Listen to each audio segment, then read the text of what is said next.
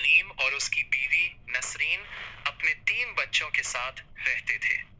ان کی سب سے بڑی اولاد عائشہ تھی۔ عائشہ بہت سمجھدار اور فرمان بردار لڑکی تھی۔ وہ اپنے ماں باپ سے بے حد محبت کرتی تھی۔ وقت گزرتا گیا اور گھر کے حالات خراب ہونے لگے۔ سلیم بیمار ہو گیا اور اس کی آمدنی تقریباً ختم ہو گئی۔ گھر میں فاقوں کی نوبت آنے لگی۔ ایک دن عائشہ نے دیکھا کہ اس کی ماں خاموشی سے رو رہی ہے۔ اس نے پوچھا، امی کیا ہوا؟ ماں نے آنسو چھپاتے ہوئے کہا، کچھ نہیں بیٹی۔ لیکن عائشہ سمجھ گئی کہ گھر میں بہت بڑا مسئلہ ہے۔ اگلے دن اس نے اپنا کالج چھوڑ دیا اور ایک سلائی سینٹر میں کام شروع کر دیا۔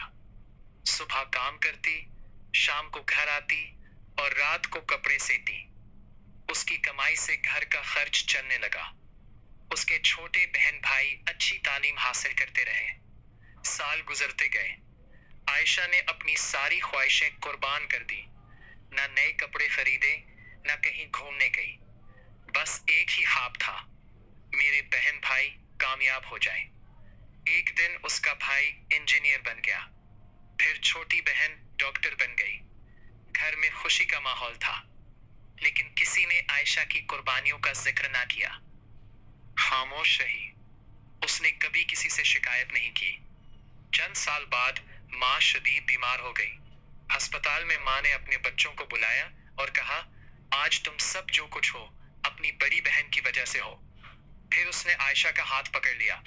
جب تم سب اپنے خواب پورے کر رہے تھے، یہ اپنے خواب قربان کر رہی تھی۔ یہ سن کر سب کی آنکھوں میں آنسو آ گئے۔